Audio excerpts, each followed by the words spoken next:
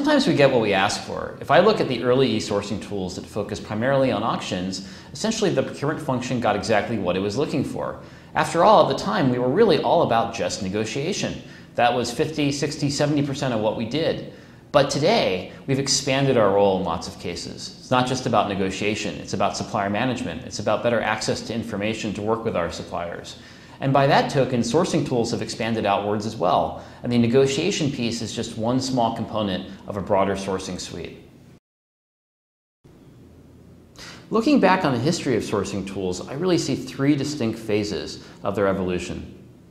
The first phase began around 98, 99 with the evolution of basic reverse auction tools and technology, when we saw some early companies really begin to take the process online for outside of just the negotiation. So maybe this was sharing of basic information with suppliers in the context of a simple RFX. Maybe it was giving an award decision after the event in an online format. Maybe it was looking at basic total cost breakdowns after an event. But regardless, it really marked the first time that sourcing was more than just an auction. The next phase of evolution happened starting around 2001, 2002, and really took us through up until 2009 or even 2010.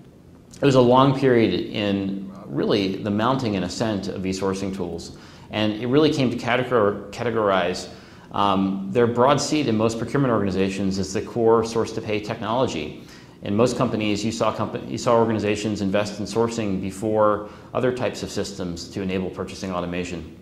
What happened during this period really amounts to the building out of a sourcing suite. It wasn't just one or two pieces of capability, but it would start with upfront supplier identification, supplier management components of sourcing, even qualifying suppliers to some degree, or doing supplier search. And it would go through to managing templates for certain categories, so that you wouldn't have to reinvent the wheel each time. And even through to more complicated negotiations in certain cases, single round, multi-round, sometimes ending with an auction, but often not. What's happened more recently in phase 3 is about the depth of the sourcing suite. It's not about moving into new areas, but it's about going deep. It's about areas like optimization, getting very deep around enabling decision support. It's around the depth of strategy development, so further integrating spend analysis and sourcing together. It's about pulling in other information, such as supplier performance details, into a sourcing suite, so you can look at how suppliers are performing holistically and then make sourcing decisions based on that. Do they deserve to be handicapped, or do they deserve an adder based on how well or how poorly they performed in the past? So this phase we're in is very, very exciting, but it's really about going deeper from a tool standpoint.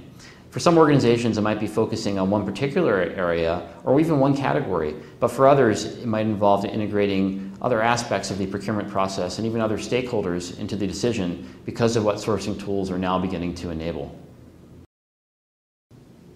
Microsoft Excel has become the operating platform for far too many procurement organizations today. Now, I'm probably speaking to the gospel here in terms of who's listening in the audience. We all know that we do far too much in Excel, but we usually don't admit it. How can we get past the limitations of Excel as part of a sourcing process within a tool? There's a couple different approaches different vendors have taken. One is to subsume Excel, really to make the integration back and forth between the sharing of and uploading of supplier lists of RFP responses from Excel into the application and make it seamless. Another option is to rebuild Excel in the application, and this has been done as well. But I'd actually like to posit another possibility when it comes to Excel. What about getting rid of it altogether in terms of how we do business from a sourcing standpoint today?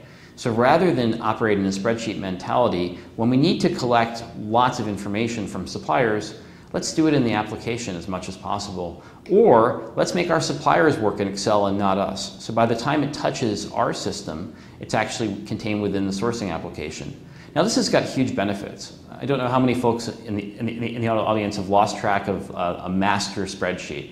I certainly have done it on more than one occasion. But if we can have a system of record for all of our data, which is literally within the application and not scattered across Excel spreadsheets, we win in the end.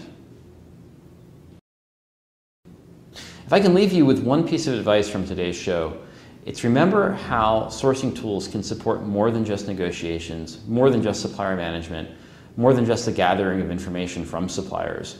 If we look at the impact of commodity price increases, for example, and how they've affected our sourcing strategies, we've not really begun to mirror in our sourcing tools and really how we use them ways of getting past commodity volatility and inflation.